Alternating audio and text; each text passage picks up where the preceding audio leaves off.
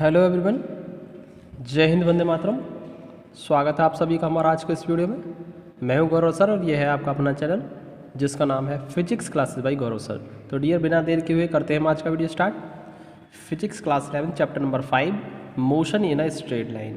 तो नया चैप्टर है आज हमारे लिए ये, और इसमें सबसे पहला जो टॉपिक आता है मोशन और रेस्ट। ठीक है, तो मोशन और रेस्ट दोनों ही एक दूसरे के अपोजिट होते हैं ये, और आज हम सबसे पहले बताएंगे मोशन और उसके बाद फिर बताएंगे रेस्ट। ठीक है, तो मोशन क्या है? देखिए, सड़क पर दौड़ती हुई गाड़ियाँ, यानी कि अगर एक बस है और वो रोड पर चल रही है, मोशन में है, तो वो क्या है? मोशन में कहलाएगी, क्योंकि वो क्या है कि सराउंडिंग के रिस्पेक्ट में वो अपनी पोजीशन को टाइम के साथ साथ चेंज कर रही है। अगर कोई ऑब्जेक्ट टाइम के साथ साथ, ठीक है, टाइम के साथ साथ सराउंडिंग के रेस्पेक्ट में अपनी पोजीशन को अगर चेंज करती है तो वो कहलाती है मोशन में। इसके अपोजिट होता है रेस्ट। रेस्ट क्या होता है? अगर कोई ऑब्जेक्ट टाइम के साथ साथ सराउंडिंग के रेस्पेक्ट में अगर अपनी पोजीशन को चेंज नहीं करती है तो वो कहलाती है रेस्ट में। ठीक है, तो यहाँ पर डेफिनेशन लिख देते हैं। N object is said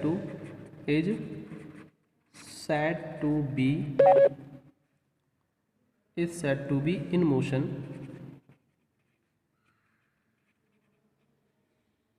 if its position changes with respect to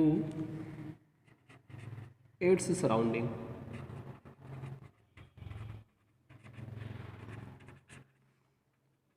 In a given time. Okay dear, हो गया यहाँ से मोशन। अब एग्जाम्पल ले सकते हैं हम इसका।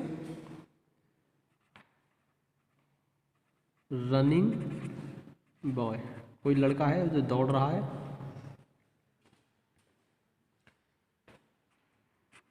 फ्लाइंग काइट, कोई पतंग है उड़ रही है, ये क्या है? मोशन में है।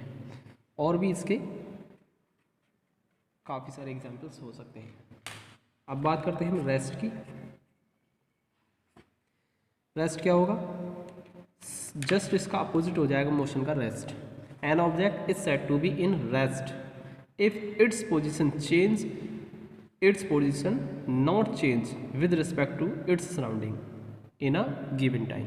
अगर कोई ऑब्जेक्ट है सराउंडिंग के रिस्पेक्ट में किसी दिए गए टाइम में अगर अपनी पोजीशन को चेंज नहीं करती है तो वो रेस्ट में कहलाती है। तो कैसे कह सकते हैं इसको? An object is said to be in rest at rest if its position not change with respect to its surrounding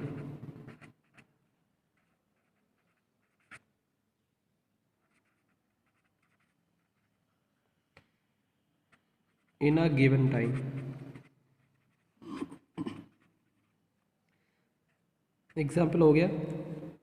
क्या हो सकता है इसका एग्जाम्पल?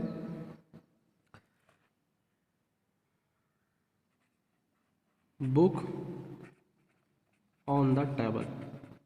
अगर एक टेबल पर बुक रखी हुई है तो वो कैसी रेस्ट में है।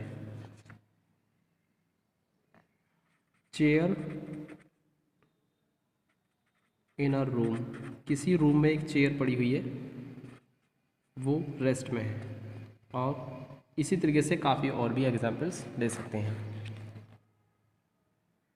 बात करते हैं हम टाइप्स ऑफ मोशन की।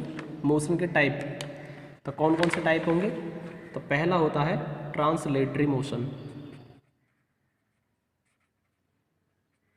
ट्रांसलेटरी मोशन बताएंगे अभी कि ट्रांसलेटरी मोशन क्या है। शॉर्ट इन्फॉर्मेशन आपको भी मिल जाएगी। पहले इसके टाइप ले लेते हैं, कौन कौन से टाइप होते हैं। सेकंड टाइप होता है इसका रोटेटरी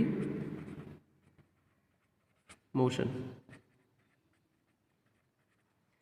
थर्ड टाइप हो गया इसका ऑसिलेटरी मोशन।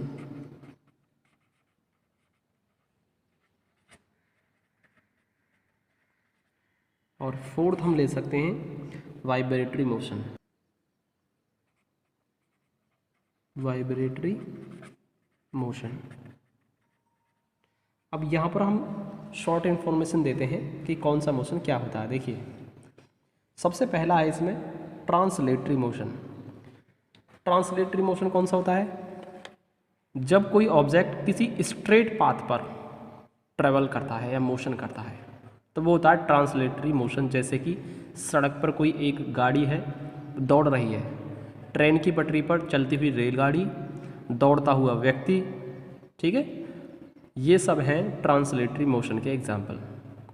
अगर आपने कोई एक पत्थर ले रखा है और उसको छत पर से नीचे की तरफ छोड़ दें, स्वतंत्र रूप से जब वो नीचे गिरेगा फ्रीली, तो पत्थर की जो ये जो मोशन है, पत्थर का जो ये मोशन है, गति है, यही आपकी ट्रांसलेटरी मोशन कहलाएगी।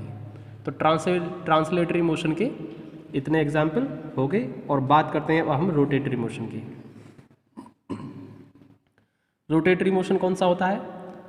रोटेटरी मोशन जनरली हम 2 टाइप्स के देख सकते हैं। कौन कौन से होंगे? एक तो होता है इसमें सर्कुलर मोशन भी इसी में आता है, ये भी रोटेटरी मोशन में ही आता है। और इसके बाद आता है दूसरा स्पिन मोशन। तो सर्कुलर मोशन और स्पिन मोशन जो होता है दोनों ही रोटेटरी मोशन के अंदर आते हैं। अगर कोई पार्टिकल है, अगर वो सर्कुलर पाथ पर मोशन में होता है, सर्कुलर पाथ पर मूव करता है, तो ये हो जाएगा सर्कुलरी मोशन हो जाएगा, सर्कुलर मोशन हो जाएगा। और अगर जैसे कि लट्टू होता है, लट्टू अगर अपनी एक्सिस पर, अपनी ही एक्सिस पर घूमना स्टार्ट कर देता है, मोशन करता है, तो होता ये भी रोटेटरी मोशन है, लेकिन ये कौन सा है? स्पिन मोशन है इसे, ठीक है। तो स्पिन मोशन और दूसरा सर्कुलर मोशन, ये दोनों ही एग्जाम्पल होते हैं रोटेटरी मोशन के। जैसे कि अर्थ होती है, अर्थ अपनी एक्सिस पर घूमती है, जिसके घूमने से दिन रात होते हैं, ऐसा मोशन होता है आपका रोटेटरी मोशन। और जैसे कि सर्कुलर मोशन में आएगा, जैसे कि सन के चारों ओर जो अर्थ होती है घूमती है, तो ये जो पाथ होगा ये सर्कुलर मोशन होगा। अब इसके बाद थर्ड टाइप आता है इसमें ऑसिलेटरी मोशन। ऑसिलेटरी मोशन कौन सा होता है? जैसे कि सिंपल पेंडुलम होता है, एक सिंपल पेंडुलम, पेंडुलम का जो मोशन होता है वो ऑसिलेटरी मोशन होता है, क्योंकि ये अपने एक फिक्स पोजीशन के अबाउट इधर उधर मोशन करता है। तो इस टाइप का जो मोशन होता है ऑसिलेटरी मोशन होता है। जैसे कि मैं यहाँ आपको फिगर के माध्यम से बताता हूँ।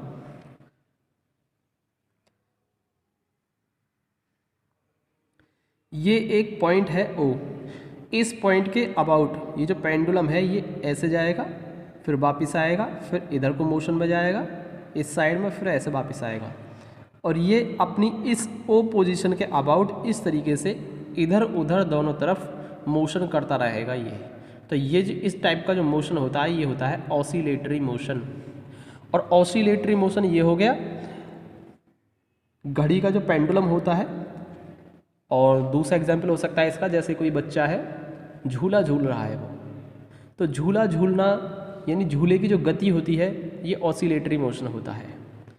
और इसके बाद फोर्थ टाइप आता है इसमें वाइब्रेटरी मोशन। तो जनरली वाइब्रेटरी जो मोशन होता है ये ऑसिलेटरी मोशन का ही एक स्पेशल टाइप होता है। कैसे होता है? देखिए, ये जो ऑसिलेटरी मोशन है इसका ये जो यहाँ से लेकर यहाँ तक की डिस्टेंस है, ये ए पॉइंट तक, ओ से ए तक की डिस्टेंस है, इसको हम एम्पलीट्यूड कहते हैं। क्या है ये? ओ ए डिस्टेंस, ओ ए जो है ये है एम्पलीट्यूड। तो ये एम्पलीट्यूड होता है। अगर इस एम्पलीट्यूड, ये जो एम्पलीट्यूड है, अगर ये आपका बहुत ही कैसा है, कम है, ये बहुत कम है, यानी कि इस टाइप से, जैसे कोई एक पॉइंट है ये ऑसिलेटरी मोशन करता है इस तरीके से, लेकिन इसका जो एम्पलीट्यूड है वो कैसा है? कम है। तो इसी को हम वाइब्रेटरी मोशन कह सकते हैं। अगर एम्पलीट्यूड ज़्यादा है तो हम ऐसे मोशन को ऑसिलेटरी मोशन कहते हैं, और अगर एम्पलीट्यूड कम होता है तो इसी को हम वाइब्रेटरी मोशन कह देते हैं।